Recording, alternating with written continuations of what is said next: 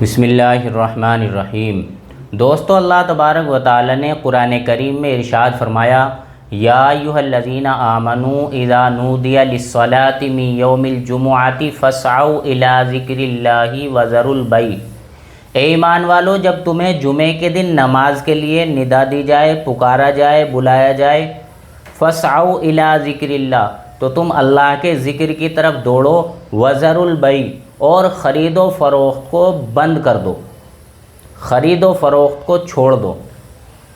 دوستو، آپ صلی اللہ علیہ وسلم کے دور میں جمعے کی نماز کے لیے صرف ایک اذان دی جاتی تھی، جو خطبے سے پہلے دی جاتی ہے، اور حضرت ابو بکر کے دور میں بھی یہی معمول رہا ہے، اور حضرت عمر کے دور میں بھی یہی معمول رہا ہے، اور حضرت عثمان کے دور میں لوگ جمعے کی نماز میں دیر سے آنے لگے تو حضرت عثمان رضی اللہ عنہ نے ایک اور نئی جمعے کی اذان شروع کروا دی۔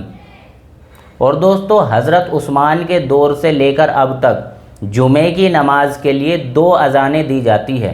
پہلے ایک اذان ہوتی ہے، پھر اس کے بعد ایک اور اذان ہوتی ہے، پھر اس کے بعد عربی کا خطبہ ہوتا ہے، پھر اس کے بعد نماز ہوتی ہے۔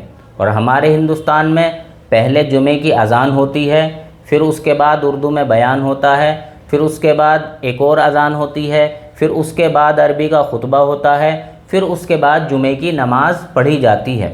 تو دوستو، اب 1400 سال سے لے کر اب تک 1400 سال سے لے کر اب تک جو لوگوں کو جمعے کی نماز کے لیے بلایا جاتا ہے، وہ پہلی ہی اذان پر بلایا جاتا ہے۔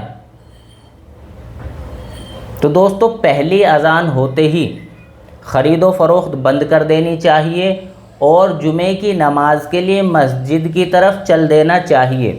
اور دوستو، جمعے کی پہلی اذان ہوتے ہی خرید و فروخت کو چھوڑنا، ترک کرنا، یہ واجب ہے۔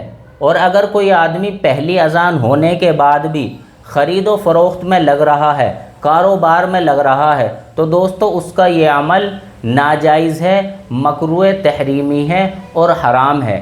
اس سے پرہیز کرنا چاہیے اور پہلی اذان ہوتے ہی مسجد کی طرف چل دینا چاہیے۔ اللہ تعالیٰ صحیح سمجھ کی توفیق نصیب فرمائے۔ وآخر دعوانا ان الحمد للہ رب العالمین۔